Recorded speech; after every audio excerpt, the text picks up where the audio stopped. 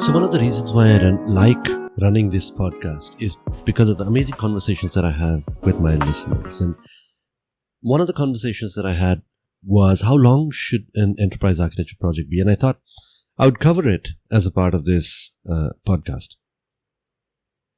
There's another conversation that I had about the evolution of processes within the organization. What that means is, many times we have certain processes predefined, but then people within the organization start seeing that as a hindrance because the processes are old, and then they start taking shortcuts and coming up with more efficient ways of doing things. And that makes things very interesting, which ultimately brings me to the discussion of shadow IT and such, and we'll talk about that. So let's start the conversation and see where this goes. It's not a very planned episode today, but I just wanted to keep it ad hoc today. So before I start talking about the length of the project, I wanted to tell you a story. Some of you might have heard this story. It's not a new story. It's the story of the 4 blind men and an elephant. So there are these 4 blind men who come together and start talking about an elephant and start describing what they think is an elephant. So one man says that an elephant is like a rope. It's long and slender, and that's because he's touched the tail of the elephant. The second blind man comes and says, no, it's nothing like a rope. I have experienced the elephant. The elephant is like a tree because he's touched the leg of the elephant, and it very much feels like the trunk of a tree. It's round and it's big and it's strong, and it's definitely like a tree. So the third man says, no, the elephant is nothing like a tree. It's like a fan because he's touched the ears of the elephant. And the fourth one says, no, it's not like a fan. It's like a spear because he's touched the tusk of the elephant. The enterprise is like the elephant. The organization is like an elephant. Every person who experiences the organization from their own perspective has a view about their own perspective. Now, nobody really knows the organization inside out, and it's not possible to know, especially if the organization is complex and large and enterprise class, right? I'm not going to talk about startups and very small companies because those companies do not require enterprise architecture, but large and complex organizations are usually very difficult to understand inside out. Nobody really has a 100% view of the organization. And you might think that you know the organization because you know the organization structure, you know who are the leaders. But that's not all that the organization does. There are goals and objectives and processes, and then there are technologies and applications and data, and there is so many different aspects of the organization that it's impossible for a human brain to basically know all the details of an organization at any point in time. But then again, do you really need to know the entire organization inside out? Every person within the organization, every stakeholder, every leader, every single employee, every customer, every person who is associated to the organization only needs to know an aspect of the organization. They only need to know enough to be able to do their job well, to be able to achieve the organizational objectives, to be able to contribute to the organization in the best possible manner. So really, if you think about it, the enterprise architect's job is to collect information about the organization in the architecture repository and create perspectives, create views of the organization specific to the appropriate stakeholder. So if the stakeholder needs a certain amount of information to take a strategic or a tactical decision, or to run a project, or to do their job on a daily basis, they should have that information available to them. And that's really the job of the enterprise architecture practice. Now, coming back to the original question of how long an enterprise architecture project should be, every organization has layers, and these layers are at different levels. Let's see.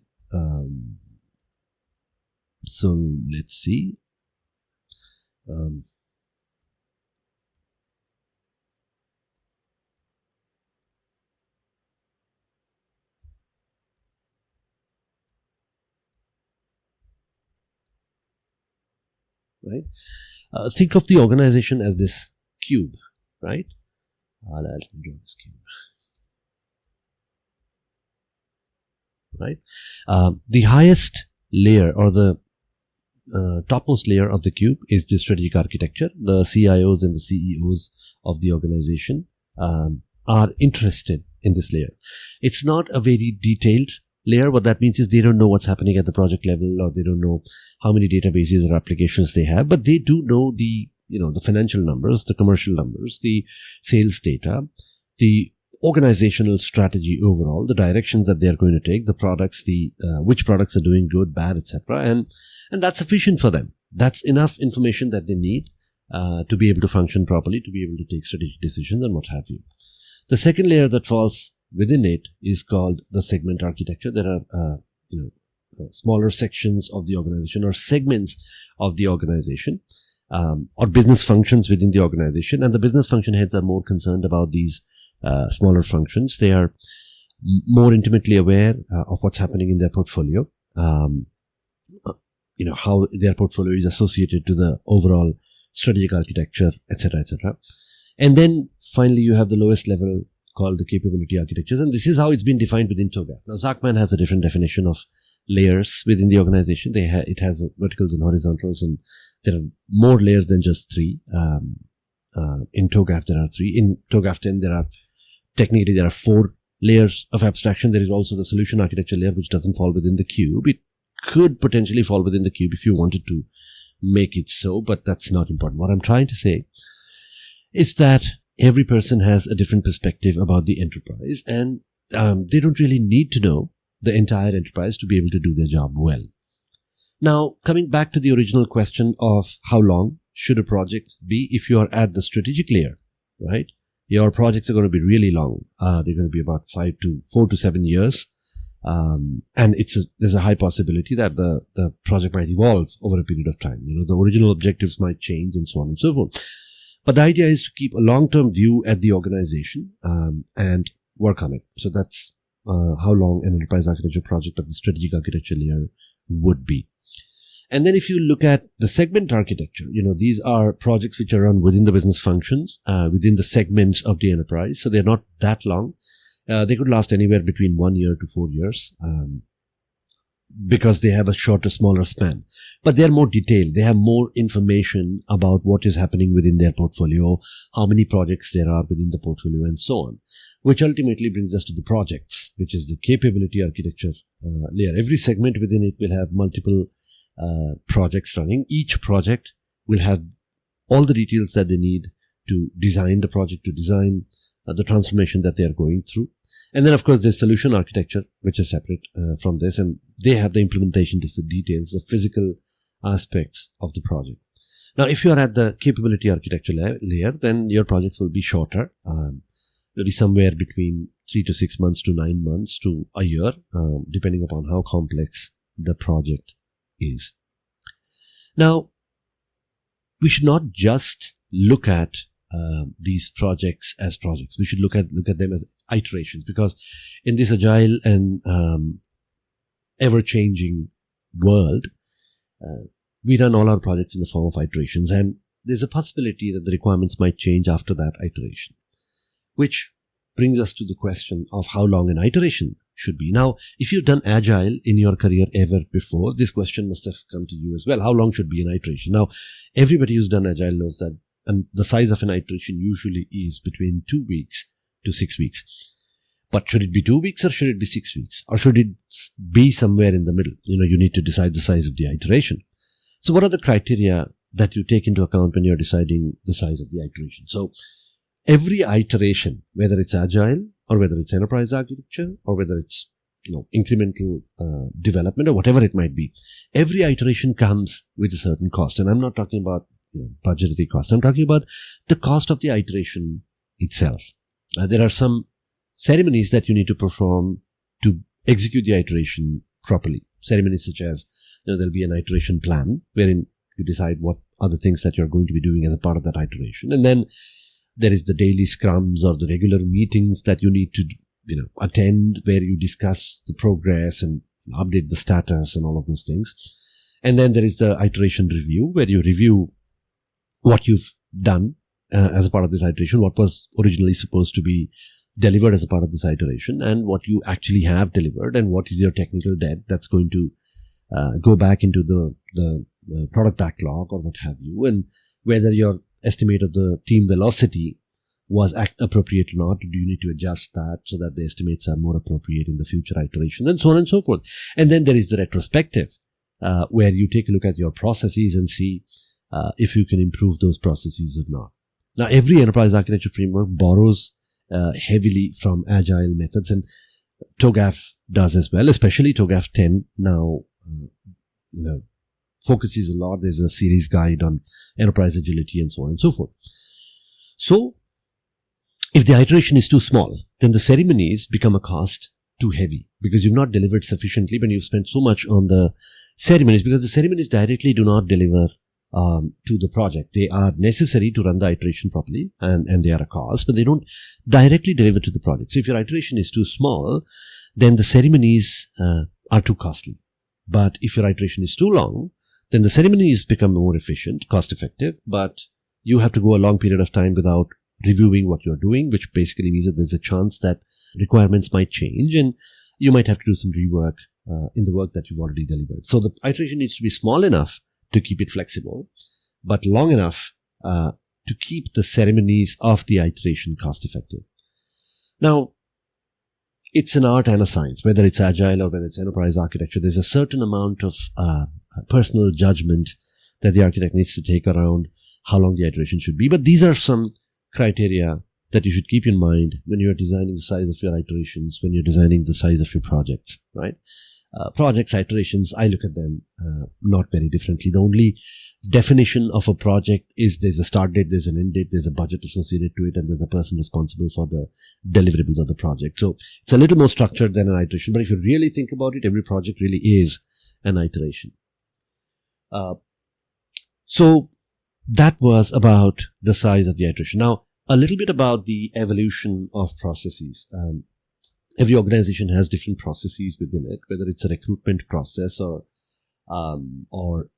whether it's a complex process such as submitting data to the regulatory authorities in a pharmaceutical company, or the process of an audit within a financial services company or a bank, and so on and so forth. And what happens is, with the passage of time, there is process rot.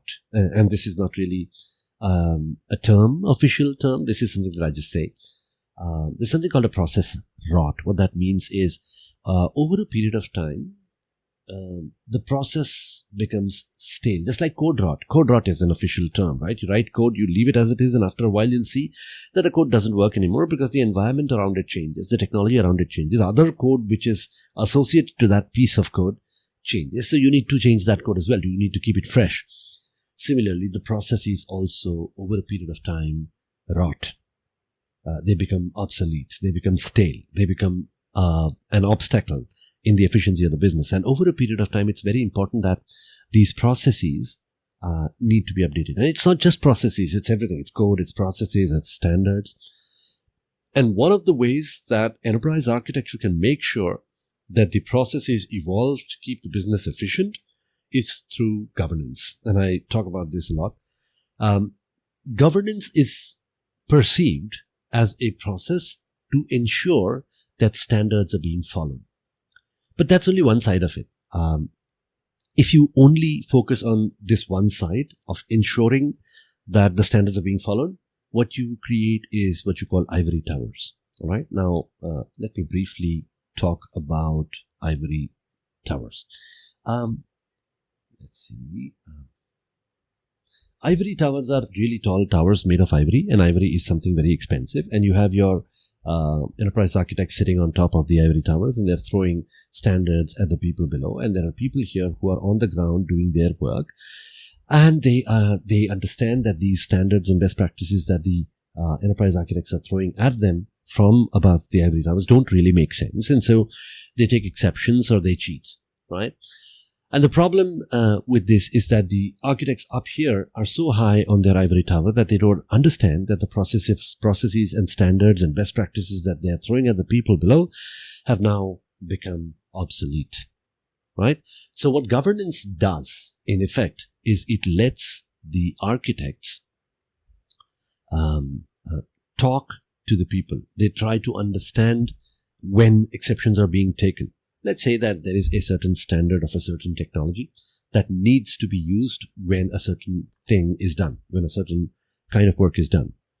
Now, if they notice that there are a lot of people who are taking exception to that particular standard, if they want to not use, not use Red Hat Enterprise Linux and want to use Ubuntu Linux instead, then the enterprise architect's job is to try to understand why these many exceptions are coming, why people do not want to use it. Is it really a relevant standard anymore, right? Or is there a better standard? Update the standards, update the processes, make sure that there is a much more efficient way of running the business. It's not just to ensure that the standards are being met. It is also to understand that the standards continue to be relevant.